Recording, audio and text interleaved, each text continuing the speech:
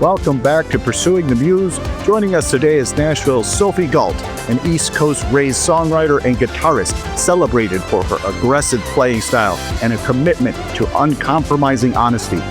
Stay tuned as we discuss the single comment from her manager that redefined her sound. We'll also hear about the 8-hour marathon session that captured lightning in a bottle. And we'll also learn why she considers the act of songwriting a form of magical therapy. So don't go anywhere.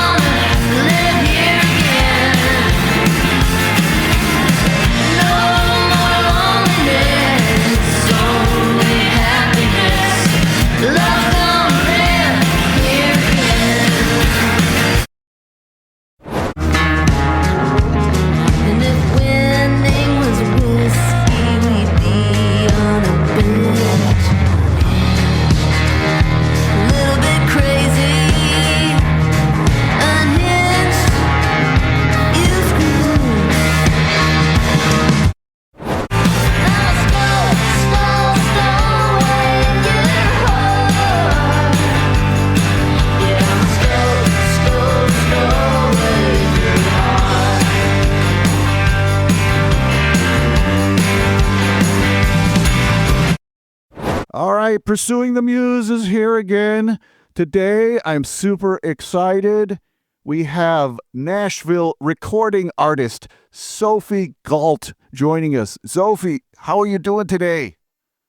I'm good, thank you. How are you doing? I am fantastic. I am really excited to talk with you about Unhinged, the new record.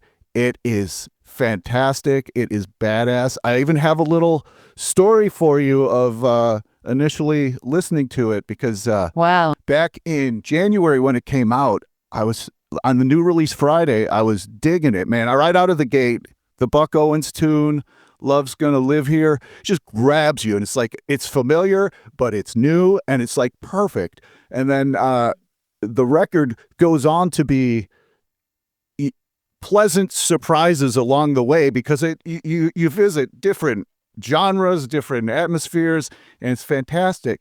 And then the following week, I was taking my son to Michigan State for a college visit because he's going to be a freshman next year.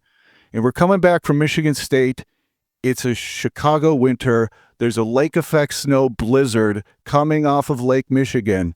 And I'm like, oh, I was telling my son, oh, you got to hear this new record. It's fantastic. And so I put on Unhinged. And it was like a lifeline. I had like 50 feet visibility in front of me, and Unhinged was like this lifeline, like pulling me through. So, oh my God.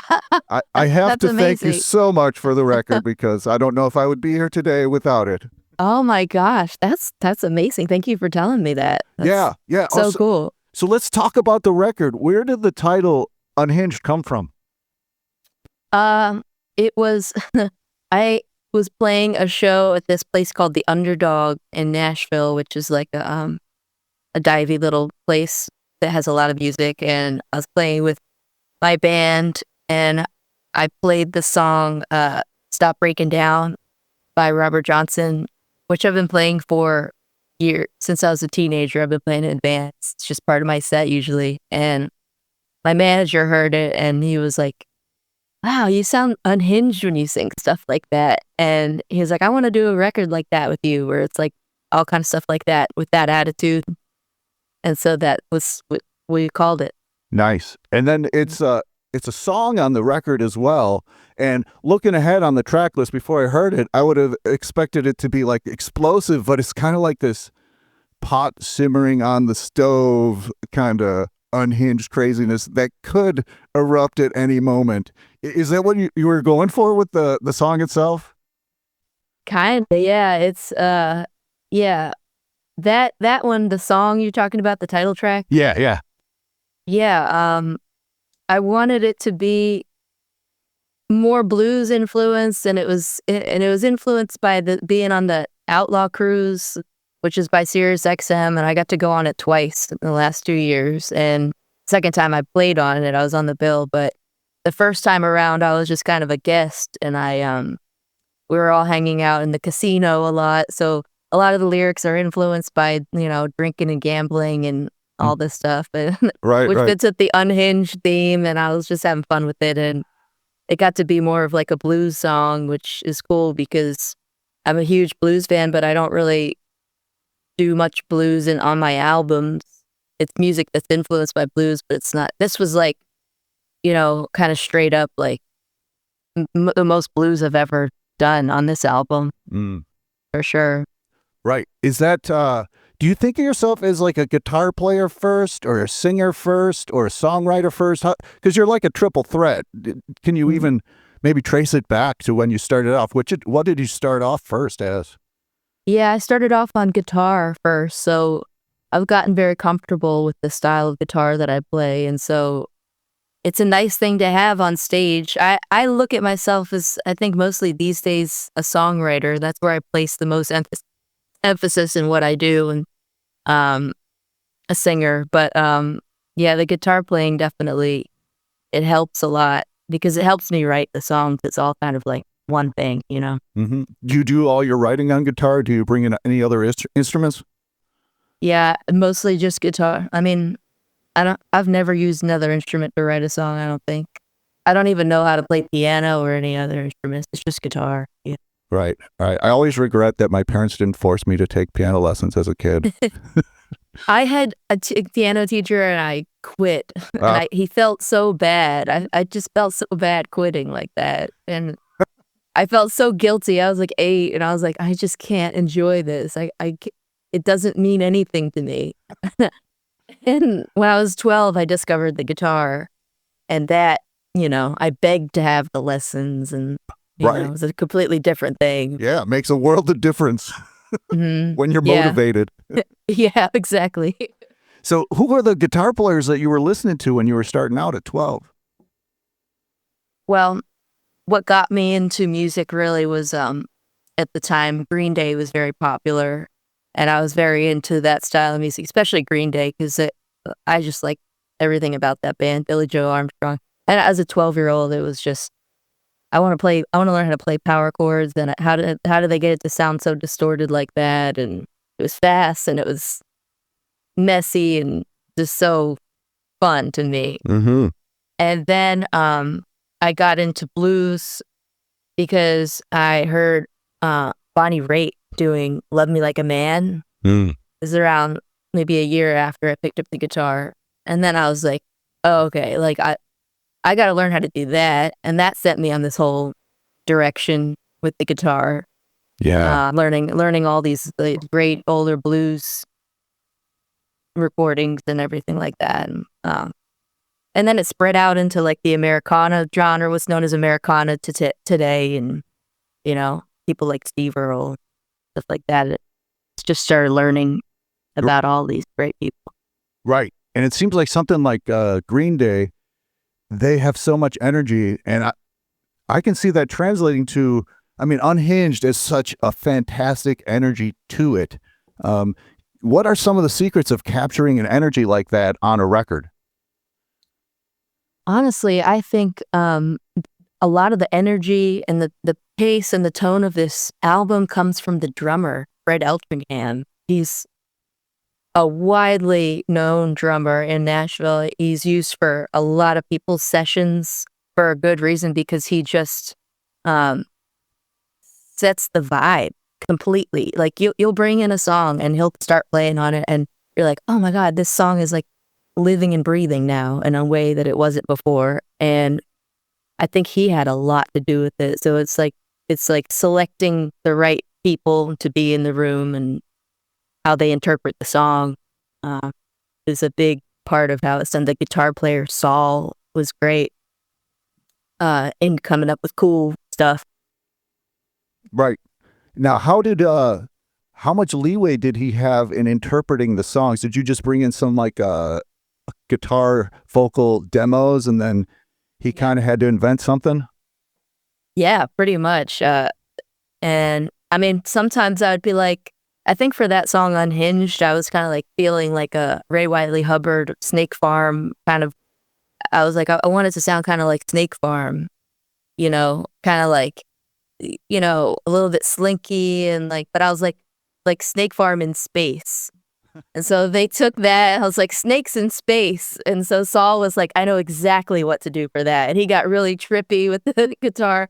So like the musicians are, if they're on the same, wavelength as you can say stuff like that and they'll be like, oh, I know exactly what to do. Right. I'd be staring blankly at you, but at least these guys are on the same page. So that's fantastic. Have you worked with these musicians before? I had worked with Fred a little bit before, but no, I hadn't really ever played music with any of them that much. And that's kind of cool about Nashville. You can just have this killer band that has never heard your music before, and you step into a studio, and 8 hours later, you have an album. Is that the producer's job to bring together the musicians in that sort of situation?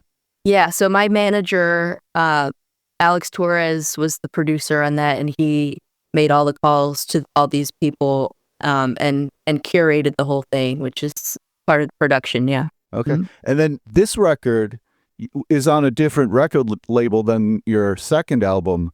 Was that something that kind of maybe an uncertainty that brought something to the energy that was going on? Yeah.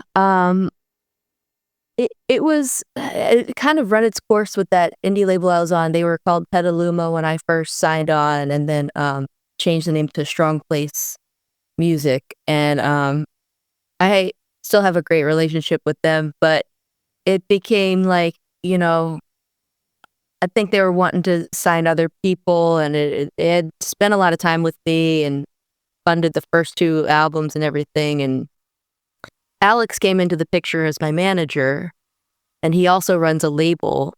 It's Torres Music Group. It's kind of all encompassing. And he was like, why don't you just do an album with me and I'll put it out on Torres? And I was like, great. I mean, as us singer-songwriters, we go with whatever gets offered. It's like we're just along for the ride because it's very, very expensive to do it yourself. So anytime somebody steps in and goes, let's make an album, I always go for it because, yeah. Right. Yeah. It's a big enterprise to get something of quality into the world. So I can totally see that. I mean, do you have any appeal of doing something like Kickstarters and self-running business and anything like that? Yeah, I've thought about it.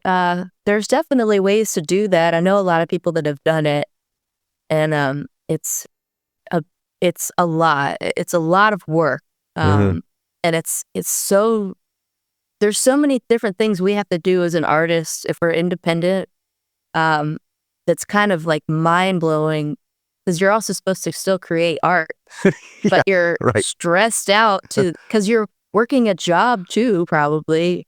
And then you're like trying to manage everything. Mm-hmm. It's very hard to make music nowadays. Like, I mean, it's just kind of sad. Right. Yeah, it is not easy. That's for sure. And there are artists that I see that like can't bring a band on the road just because of the economics, and then wars break out and gas prices triple, and it's like it's really, really difficult. So I could appreciate that. It's a testament to your talent that there are people approaching you and saying, let's work on something, because it's got to at least be validating, that you're on the right track. Yeah, it helps keep me going, and it's nice to have people's support, because it is it can be so hard when there's moments you feel like you don't have that. And I'm thankful for any time anybody wants to make music with me and help make that easier for me to do in any way, because it's so rare these days. I mean, the state of the music business is really. It's not in a good place for a lot of different reasons. Right. And so this is kind of like one of the best things you can get these days, having people help you make music. Right. Yeah. Right. So going back to the fantastic energy on Unhinged.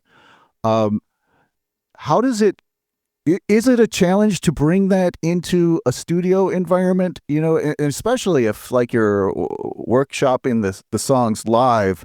What does it take to translate an energy into a studio with like pressing a button and there's a reel to reel going?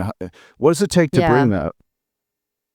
It can be hard because studios are kind of sterile environments and the lighting is like overhead and it's not always super inspiring. And especially that music is, I play late at night most of the time in bars where there's probably some whiskey involved and it's a different environment.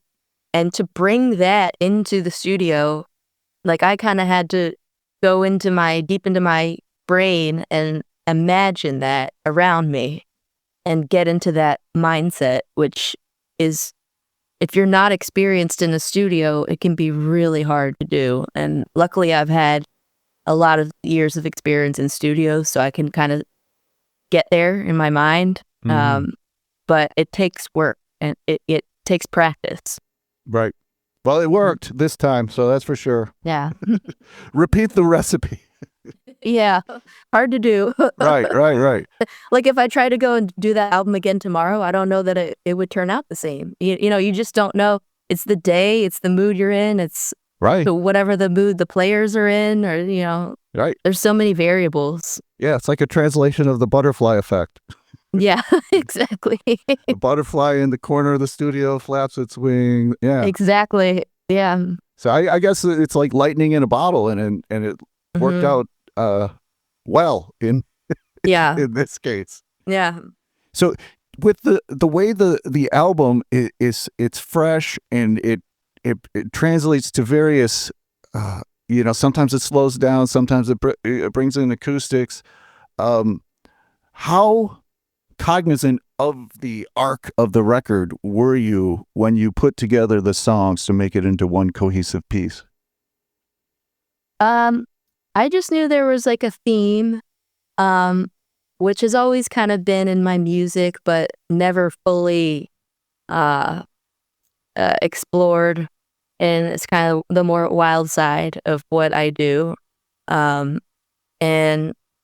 there's songs about gambling, lots of songs about drinking, songs about, bad behavior. Like there's a car keying song.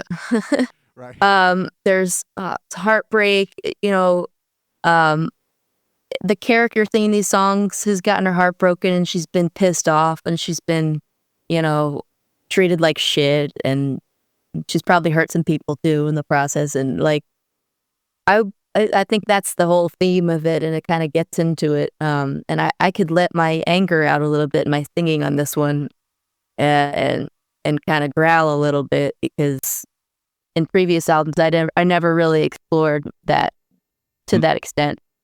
Okay. It's interesting because like your last record seemed to delve into mental health and being very vulnerable. So it's interesting that you can contrast, what you're revealing here in Unhinged, when I wouldn't say it's new that you're being authentic, but I guess the ballpark you're revealing is a different situation. Yeah, exactly. It's just taking a subject and, okay, here's what I have to say on that. Right. Yeah. Is it when you're compiling songs, are they coming, is it a space and time that is kind of you're distilling? Because the mental health stuff you talked about with the last record, and then, the aliveness and just kind of experiencing the world in this record, is that a result of the time that you're writing the songs and where you're at in that space? Yeah, there's I'll have a batch of songs that I've written over the course of a year, 2 years, and it's usually you can kind of tie it all together and go, okay, these are written around the same time. You can just tell because of the voice it's in and the overall theme. So I think naturally when you work towards doing an album, the songs are going to all kind of make sense together. And I don't really try to do that. It just happens to be the way it comes out. Okay. Lots of times. Yeah. What's the oldest song on the new record? The oldest song on the new record Besides is, Robert Johnson. Yeah, I was gonna say it's probably the Robert Johnson one, but the one the oldest song you wrote. I wish I could take credit for that song. It's one called Chestnut Street, which I wrote in American Lit class in college. Yeah, in my sophomore year of college. I think it's one of the first songs I ever wrote, actually, and I played it for years, never recorded it, and yeah, I love how it turned out too. Nice. Is it a light bulb moment when you've got something that's been with you forever and a place for it finally emerges? Yeah, because I don't think it could have fit any better on this album. It's like it's made for this album. Right. And the songs, I mean, there's a handful of covers on the new record. What is it about a cover that makes you want to pull it into the mix? For me, it has to be a song I can sing the words and believe myself singing it,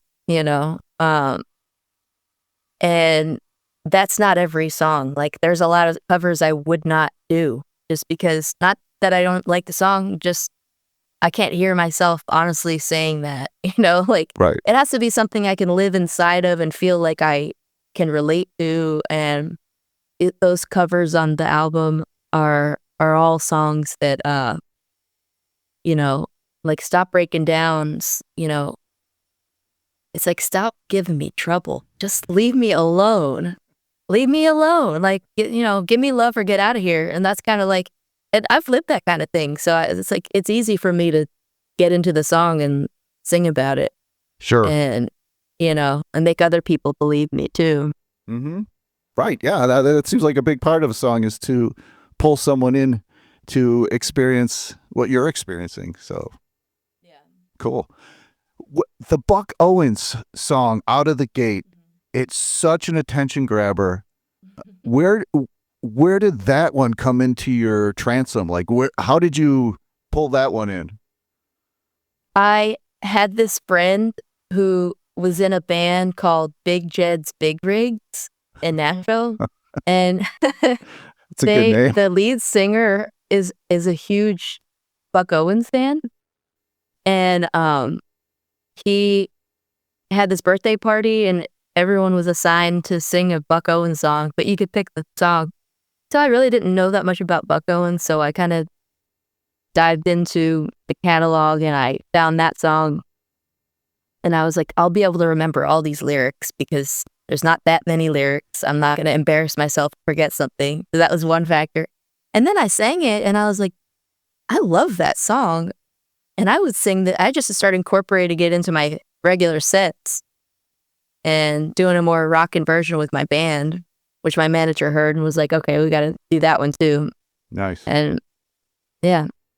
It seems like with covers, like if you're not going to do something distinctive with it, it's like, why bother? And I think like the ultimate example for me is always like Jimi Hendrix doing Bob Dylan All Along the Watchtower. And it's just like reinvented it. And I would say that you've done that with Buck Owens here, where it's just like a whole new entity and it's just fantastic. Yeah. Thank you. Yeah. I think that's important too. When you cover a song, it should be your own interpretation of it. You're not trying to get it the way the original person sang it. I don't see the point of doing that. Right. You could just put on that record. Yeah, exactly. So fantastic. So I tip of the cap for the Buck Owens take. Thanks. So the record's been out for a little while now. How's it being received? How have you played some of the songs live at this? Oh, I mean, you've got to have played them live. How's the record being received for you? It's gotten great response from people. It did pretty well, I think. I mean, it's hard for me to tell because just the state of like touring now is so weird that it's just I don't know what success is anymore, really, but I know that it's gotten a lot of positive feedback, which is good, and it's been played on a lot of radio stations like Sirius XM. Outlaw has been playing stuff from it, and that's a pretty good response, I think. And Mm-hmm. I managed to book a tour that's full band in July, um, and I got a lot of dates on that: New York, Philly, Atlanta. Yeah, we'll go in a bunch of different places and with a full band for the first time, which is nice. Oh, that's awesome. I'm in Chicago, so Yorkville, the law office, is in my radius. Great. That's awesome. Well, is that the full band still with you then in August? There will be a full band for that run. That's with my friend Stacy. That's a different run of shows, but yeah, I think there's going to be a band for that one. Fantastic. I have that circled on the calendar. So. Oh, cool. That's great. I love the law office. It's a great place. Like, yeah. It's quirky. It's like decorated. Like, I don't know, is the owner like a former lawyer or something like that? Yeah, I think the place used to be an actual law office, and they have old law books on the shelves. Yeah, interesting. It's very cool. I saw Gabe Lee there, and Gabe is someone you've worked with a time or two. Mm-hmm. I love Gabe. Yeah. What's your experience working with Gabe? Oh man, he's the nicest person. I mean, he completely takes you under his wing when you're on the road with him, and he's very kind and just great person and amazing songwriter. I really look up to him as a songwriter. Yes. He seems to have captured the essence of John Prine very nicely. Mm-hmm. Yeah. So I think Gabe is coming back to the law office in September. So you guys will, Okay, yeah. ships passing in the night kind of thing. Yeah. I think I have a show with him already booked next year. It's a house show in Arkansas we're doing together. So. Oh, that's very cool. Yeah. So you grew up in Maryland, correct? Yes. How did you get from Maryland to Nashville? Because I believe you had a stop in New York along the way too, right? Yeah. I grew up in Maryland, and then I got really into music as a teenager, and everyone was like, you have to go to college. And I really didn't want to go to college because I didn't know what I wanted to do besides music. And there was a state University of New York college, like a SUNY college, that had a music industry program that was like, I guess they were going for something like Berkeley, but like Berkeley is so expensive, right? So like the state university college was the other option. So I was like, okay, I'll try that. And it was like a music industry program. And I went there, and I came down to Nashville for an internship for that, where I interned at a studio on Music Row, and that's how I got down here. Nice. Did you like go on the internship and then just stay in Nashville? Yeah, I kind of just stayed, and I finished my degree online. I took a leave of absence from college and was like, I only had a couple classes left, and I was like, I don't want to go back there. I'm here in Nashville. Right. Which was really fun. Right. And, you had a foot in the door. Yeah. So I just stayed. And to be honest, I never really wanted to come to Nashville particularly. I would have wanted to go to Austin, Texas. But yeah, I just got to living here and signed a lease here and signed another lease. And 12 years later, here I am. There you go. So yeah. Was the appeal of Austin that it was more bluesy? Yeah, and a lot of, like my songwriting heroes have spent time in Texas. It's kind of like the holy land for me, for all the music that really hit home for me. Right. Which Nashville has produced a lot of great music too, but not the stuff that really got me into it, Yeah. I love Austin. I've only been there once, but it was a very holy land trek for me. So yeah, exactly. I get what you're saying. Yeah. So one of those Texas guys is Gurf Morlix that you have on the record with you. What was it like working with Gurf, and what was it like doing the song with him? Well, Gurf is a great person. I mean, I've known him for a few years now, and he's always been so kind and like supportive of my music. And it's nice to have people like that, you know, kind of cheering you on. So I had already kind of known him and had a relationship, and Alex, my manager, had heard me singing a Gurf song at some show I was doing, and I forget how it happened. Oh, I was down in Texas. I was opening up for this guy Zach Meadows, who's on the label too, and we stopped by Arlen's studio because Alex was there recording with Braxton Keith, who's another artist on the EMG label, and we were just kind of hanging out at the studio, and I didn't think anything of it. We were just killing time, and Alex was like, "Grab your guitar and can you do that Gurf song?" And I was like, "Holy shit!" I hadn't even sung it in like a month, so I was like, "Oh fuck! I have to remember the words now." Okay, and I've kind of pulled it together and did a couple takes, and I was like, "Man!" And then I got one of the words wrong, and I sent it to Gurf, and he was like, "I love it, but it's got this one word that's wrong." So we we ended up fixing the word somehow through studio magic, replacing the one word, and then Gurf blew in his vocals because he really wanted to sing on it, and which blew me away that he wanted to even collaborate. And yeah, it was this pretty special track for me. Wow. And that song is just something that you had played over the years? Yeah, I had I really appreciated Gurf and how he was just very supportive and encouraging. Okay. So I was like, I loved his albums that he's been putting out. He puts out like an album a year, but I had never played any Gurf songs. So I was like, I should learn a Gurf song. And I did. It's this one that's on the album. And yeah, I didn't really have an intention to do anything with it, like record it or anything. But then Alex heard it and he loved it so much that we recorded it. Nice. And that was that.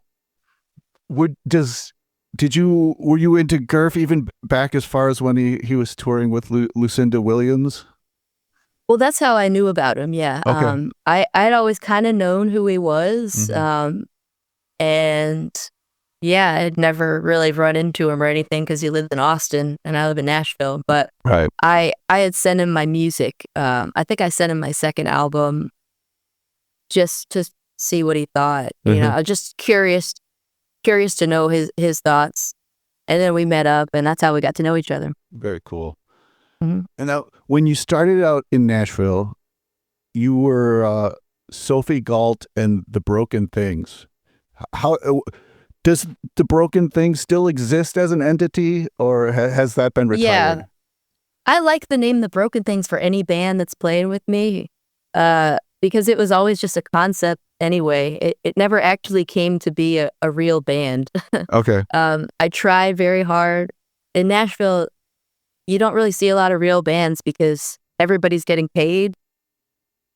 So like the front person pays all the band members, which to me, that's not really a band if you're like, right, everyone's getting paid but one person. So right. I was like, the name can stay. I like it. Like I like billing it like that. If it's me in a band, like Sophie Gault and the Broken Things, it's because I like the name. Yeah. But yeah, it's hard. It's hard though with the band thing to bill it. You know. Right. I think John Hyatt does like similar things where like the Goners. Yeah, I think if it's the Goners, Sonny Landreth is with him, or if it's like the Nashville Queens, it's Immer Gluck is with him. Right. So okay. Yeah. There's like a little hint, but yeah. I think a lot of the pieces interchange. So yeah. So nice. Yeah. And Mine it could be anyone. Anyone can be a broken thing. If you're everyone's a broken thing. Everyone is welcome. Yeah. Nice. So, and that is the title of a Julie Miller song. So that was the inspiration for the band name, right? Yeah. I had a really cool encounter with Julie, and she was so sweet. And I just met her one night in a bar, and she was very sweet and kind. And I'd always loved her music, and that was around the time when I was trying to think of band names and stuff like that. And yeah, the broken things. That'd be cool. Yeah. Now, when you're writing a song, do you wait for inspiration, or do you ever force yourself to write on a schedule, a certain time of day? You're just going to sit down, kind of thing. Yeah, I've done it a couple different ways. I mean, there's definitely something to sitting down every day. I'm not currently doing that, but I've had phases where I'll sit down in the morning and I'll come up with like a melody just to be in the practice of it, which does help, and I have gotten a lot of songs out of that. But usually, a song will just appear for me, and it'll be like a natural thing, and I don't like to force it. But there's all kinds of. I mean, most Nashville writers would tell you that you should write every day. Right. You should write like 100 songs a year, which I've never done that, but to each his own. Right.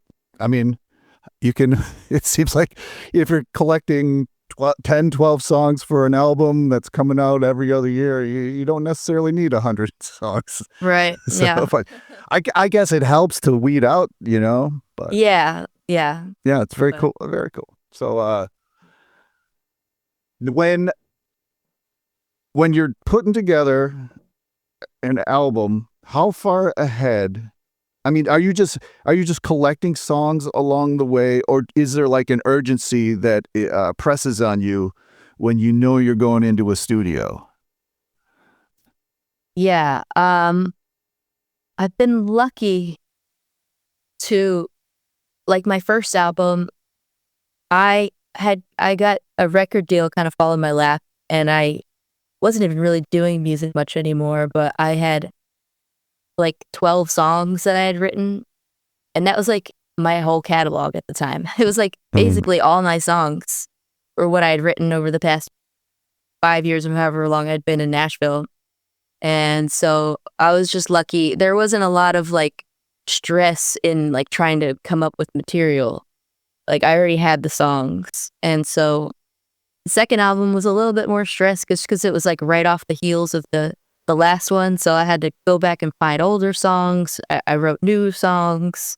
But it was still kind of manageable. And then this one was a lot of covers. So yeah, I mean, it's hard to like doing the traditional writing all the songs for the album and then turning around and starting an album cycle over again can be really stressful if you're not prepared with the songs, for sure. But I've been kind of lucky with the situations I've been in where it's never really come up as an issue. It's never been the well was dry and you got to scramble. Yeah, the well's never been completely dry yet. I know that can happen to people, but I've been lucky that it hasn't happened to me yet. Sure.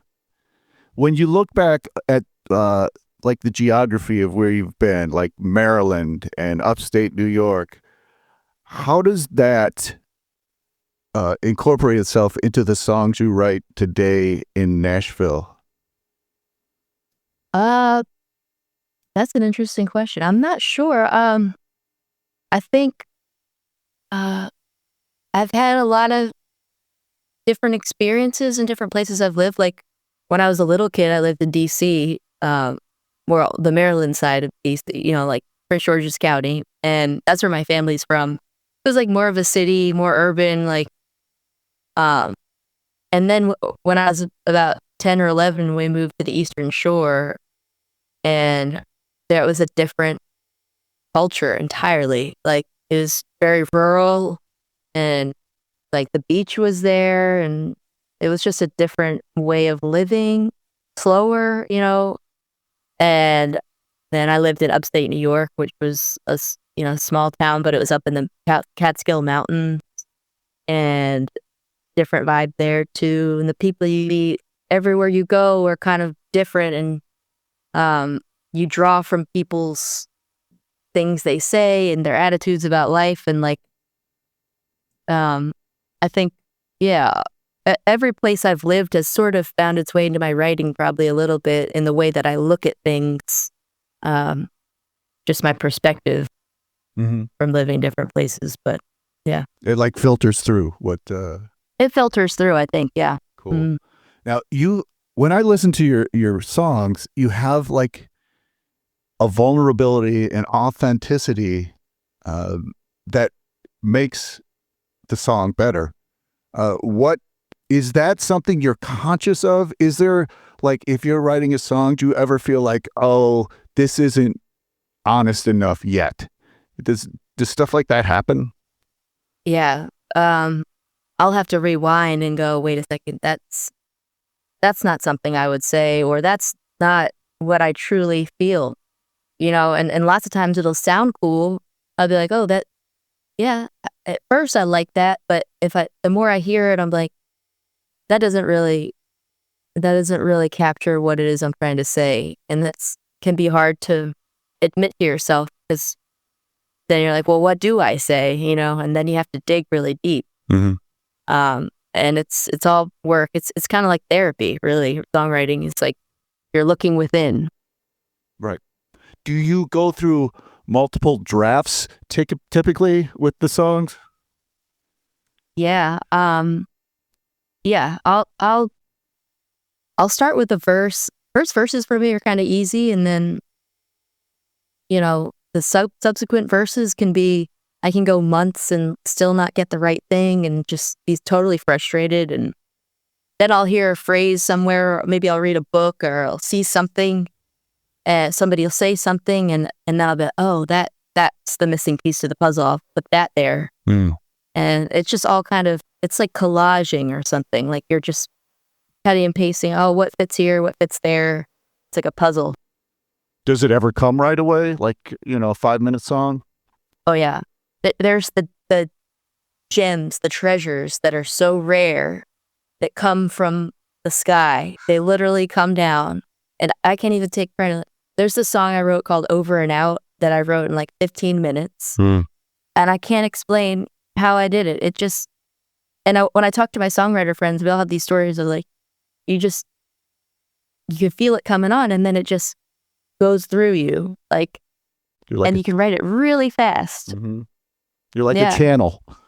A channel, yeah. But that doesn't hardly ever happen. Mm. I mean, yeah. How many times do you think it's happened over the years?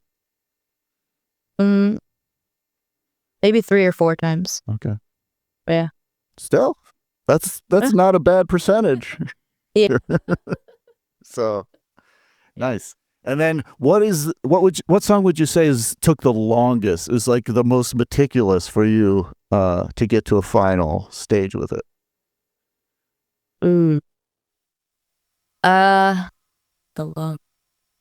Probably the song called Christmas in the Psych Ward, which is on my second album. Yeah.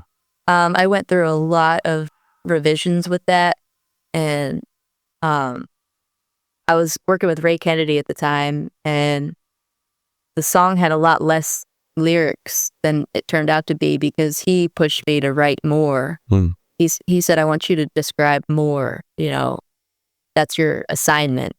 Yeah. Go sit down in a coffee shop and write just more about it. And so I went through many revisions on that one. It took me the longest, I think, of any song. Yeah. The title evokes, like, this could be... it could be an epic. Yeah. So right. And were you nervous, because that was a very vulnerable song? Were you nervous sharing that with the world?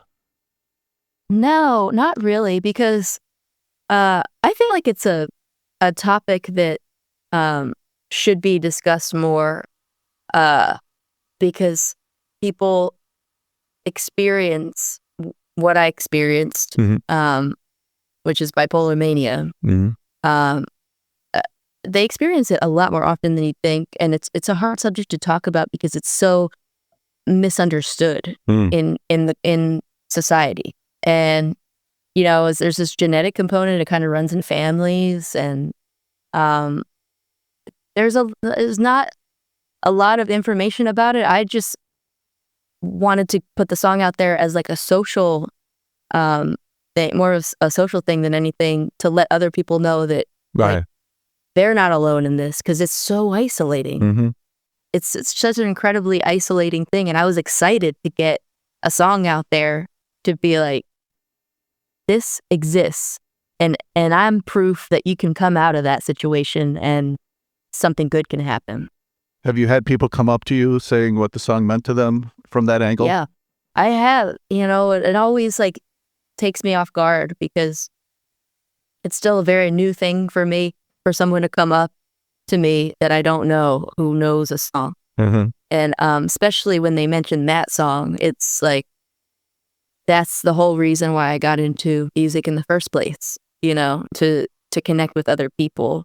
Right. And yeah, I've had people come up to me. I had somebody come up to me during Americana Fest last year and say that that's their favorite song and that it meant a lot to them. And that was amazing. Right. Yeah, it's got to be very gratifying.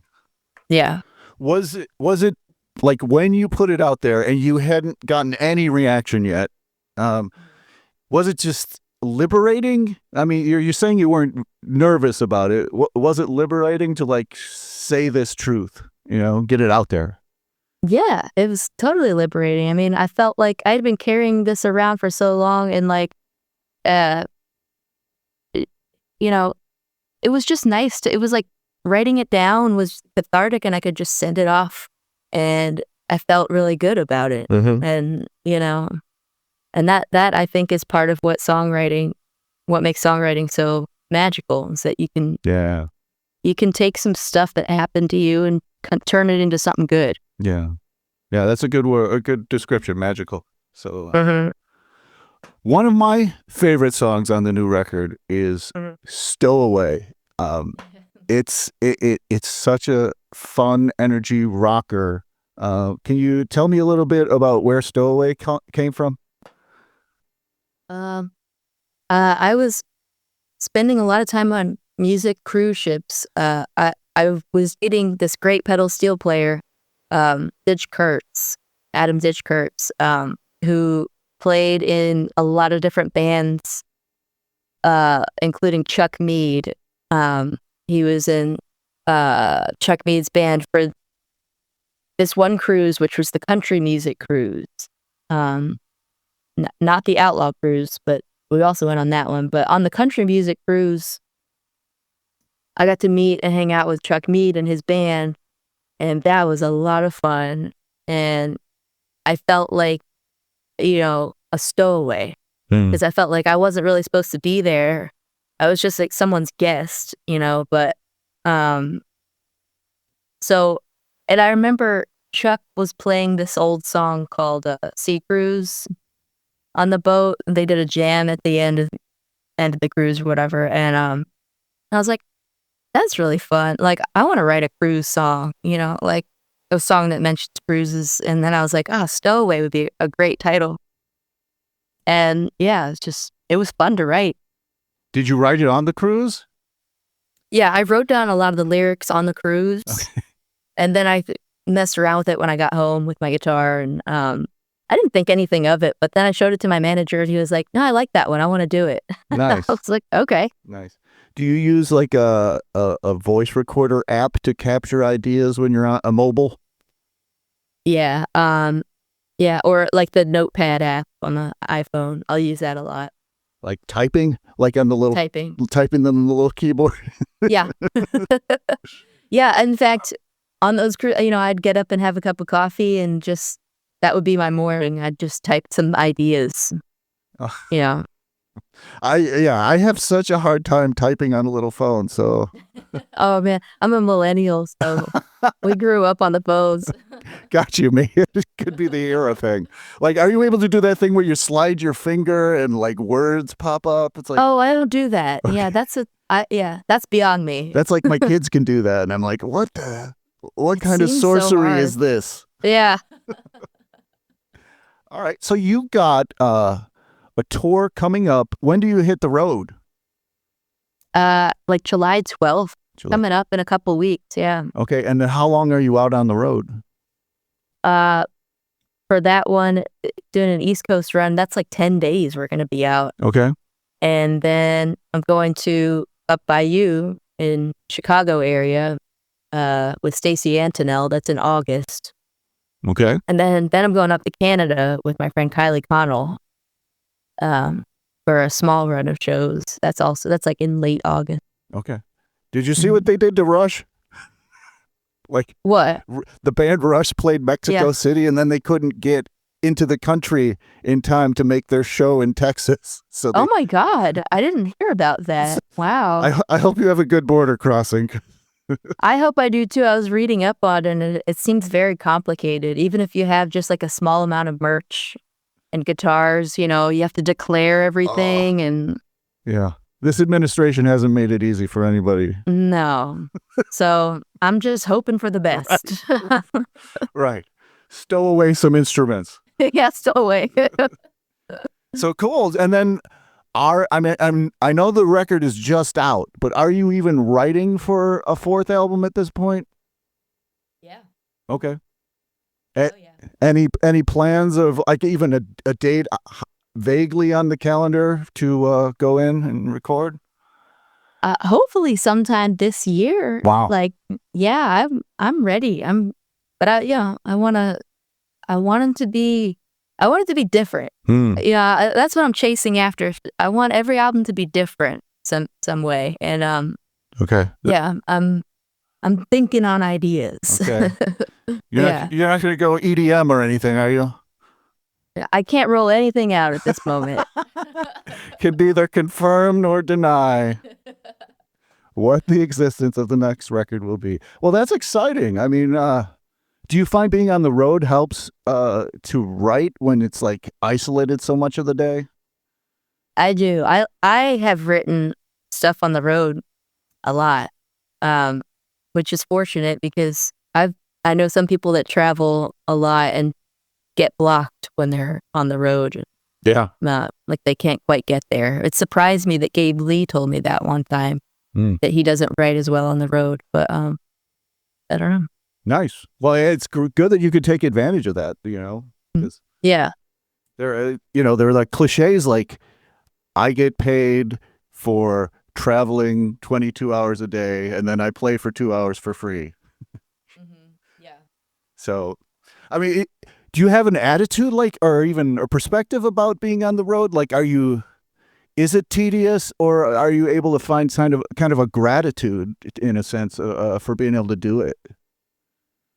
I'm always, whenever I get to go on the road, I'm so grateful to be on the road just because like I enjoy it so much. Lots of people don't enjoy being on the road. It can be really hard on your body and like you just get tired and it's you're loading gear in and out all the time. And that part isn't fun, but I enjoy being on the road so much. I mean, the people you meet, like you're always going somewhere. Like I love to get up early in the morning and get going and get my cup of coffee and, put some music on, put a podcast on, like to me, there's nothing better than being on the road. That's where I want to be all the time. Oh, that's awesome. That's a great attitude for somebody who's on the road. I don't go on the road enough. Maybe if I go on the road more, I'll get sick of it, but Right. You haven't reached that yet. yeah. So, all right. Well, fantastic, Sophie. It's been so great talking to you. Same. Everybody out there, Unhinged is fantastic. Go pick up Thank a you. copy today. She's coming to your part of the country or even Canada, so make sure to catch Sophie. Sophie, are there any places you recommend to find out more about you online? Yeah, just my website, and I'm on Instagram all the time. My Instagram stories, like behind the scenes. Nice. So, yeah. Nice. Yeah. Do you do any of those like Snapchat things that the kids are doing, or? There's this new Instagram app, the Instance or whatever. Oh, okay. I don't know. I'll I've used it once or twice, but I Okay. don't really. Yeah. How about TikTok? You a TikToker? I have a TikTok, but I don't have the app anymore. I don't know. I could never understand that app. All right. So you're younger than me, but not that young, right? Yeah, I'm a bit of an old lady, actually. You're an old soul. Right. All right. Well, Sophie, thank you so much for talking with me today. Love the album, and I Thank can't wait. you. I'm going to do my darndest to see you at the law office later this summer. Oh, great. Oh, before I forget, let me grab a screenshot from you, so I can share it on my socials. Yes, and I'll let you know the publishing window of this. Okay. It won't be long. It won't be long. Okay. Well, Cool. we'll hype the tour before you hit the road.